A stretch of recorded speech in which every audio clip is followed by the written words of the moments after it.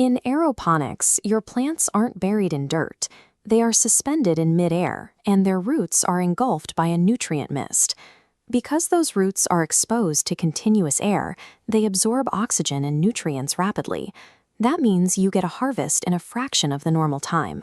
You completely eliminate the soil, the heavy potting mixes, and the clay pebbles used in traditional gardening. Removing that soil changes the physical rules of how you grow. You trade the natural safety buffer of the earth for total technological dependency. Dirt acts as a sponge, holding water for days. Without it, if your system stops spraying, those bare roots will dry out and die almost immediately. This chart compares soil, hydroponics, and aeroponics across 3 critical factors: growth speed, margin of error, and initial setup cost. Look at the far right. Aeroponics delivers maximum speed, but it demands the highest upfront cost and leaves you with 0 margin of error. To survive in this extreme environment, you have to follow strict hardware guidelines and pick very specific crops to start with. The easiest way to ruin a crop is cutting corners on a cheap DIY water pump. This flowchart traces what happens when a low-end pump stalls out mid-cycle. The pressure drops, the mist stops, the roots dry out, and your entire crop dies in a matter of hours. Your pump is the life support of the system. Investing heavily in a high-quality pump from day one is a mandatory requirement. The next major hardware threat comes from your root boxes. If the container isn't completely opaque, light will leak in.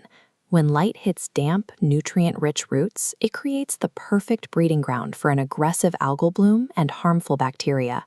In a traditional garden, a leaky pot is a minor inconvenience. In aeroponics, hardware failure means disaster. You must buy premium, light-proof gear that pumps reliably. Even with the best hardware, you have to actively fight the primary physical enemy of aeroponics, the clogged spray nozzle. After you harvest a crop, the plumbing naturally dries out. When that happens, leftover nutrient salts accumulate and crystallize inside the tubes. If those crystals block a nozzle during your next cycle, it acts exactly like a broken pump. Your plants starve. This graphic breaks down the exact formula to prevent clogs and disease. A strict monthly flush using warm water, 35% hydrogen peroxide, and 99 an EC meter to check the nutrient concentration, and an electronic pH pen to test the acidity.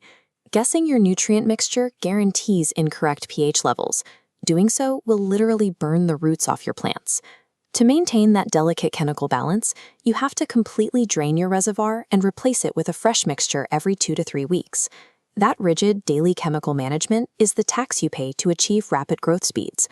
To minimize exposure to hardware and chemistry risks, start with small, uniform crops that grow fast. This chart plots crop choices by maintenance complexity against harvest speed. The ideal target is that lower right corner, the high-speed, low-complexity beginner zone. Lettuce, mint, and mustard land perfectly in this zone. They are harvest-ready in under a month. Their nutrient needs are simple.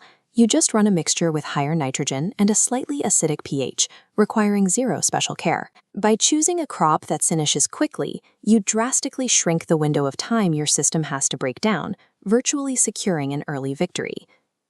You might be tempted by high-value fruiting crops like strawberries. The reward is great, but the complexity is intense. Look back at the chart. Strawberries sit in the top left corner, demanding high maintenance over a much slower timeline. They require a complex chemical transition. The moment flowers develop, you have to swap your reservoir from a balanced nutrient mix to a precise low-nitrogen, high-potassium formula. You also have to perform tedious physical maintenance, like manually cutting off runners the second they begin to form. Taking on fruiting plants early on multiplies your system's inherent risks. You should avoid them entirely until you have mastered your hardware. Aeroponics acts as a strict multiplier. It amplifies your growing speed, but it fiercely amplifies your mistakes. This scorecard illustrates exactly who will succeed here: the data-driven optimizer on the left and the casual gardener on the right. If you want a cheap, set-and-forget backyard project, aeroponics will be an expensive, frustrating nightmare. Missing a single chore means losing your whole crop. But if you thrive on tracking metrics, maintaining rigorous cleaning routines, and executing rapid scientific cycles, this system is a perfect fit. Aeroponics demands consistency and precision. It functions more like a laboratory than a traditional garden, requiring a daily commitment to the data. If you have the temperament for it, stick to this blueprint. Invest in a premium water pump and ensure your reservoir is 100% light-proof. Sterilize your hardware monthly using hydrogen peroxide and isopropyl alcohol, and never let bleach touch your system. Secure a fast victory with leafy greens to learn your routines before you attempt to grow fruit. By following these protocols, you overcome the inherent risks of the system to achieve growth rates that soil-based methods simply cannot match.